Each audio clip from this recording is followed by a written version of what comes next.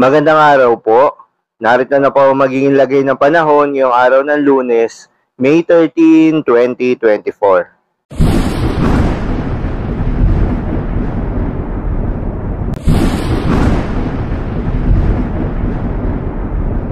Sa kasalukuyan at ayon sa pag-asa, easterlies pa rin o yung mainit na hangin galing sa karagatang Pasipiko ang patuloy na nakakaapekto sa ating bansa. Dahil dito, asahan pa rin yung mainit at malinsangan na panahon sa malaking bahagi ng ating kapuluan.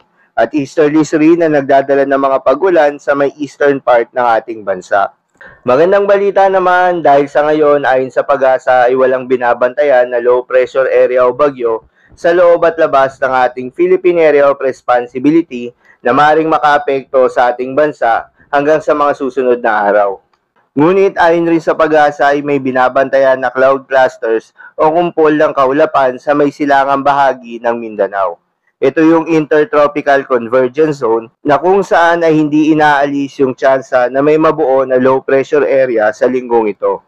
Para naman sa lagay ng panahon ngayong araw ng Lunes dito sa Luzon, asahan yung epekto ng easterlies sa buong bahagi ng Luzon dahil dito makakaranas pa rin ng mainit at malinsangan na panahon sa bandang tanghali. Ngunit pagsapit ng hapon at gabi, kumukulimlim na sa malaking bahagi ng Luzon, ibig sabihin, posible yung mga pagulan at mga thunderstorms. Para naman sa Palawan, asahan yung bahagyang maulap hanggang sa maulap na kalangitan na mataas rin yung tsansa ng mga pulupulong mga pagulan. Dulot yan ng easterlies. Habang sa Visayas area, asahan ng fair weather condition na may mga tsansa ng mga localized thunderstorms, lalo na sa hapon at sa gabi.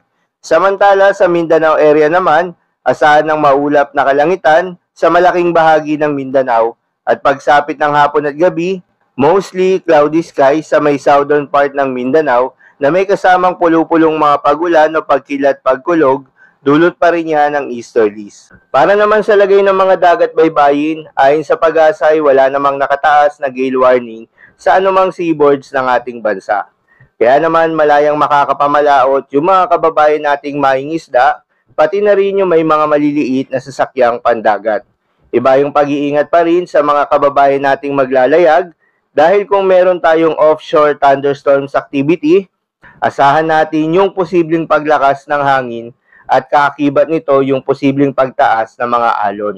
So yun lamang po para sa lagay ng panahon ngayong araw ng Lunes. Keep safe everyone.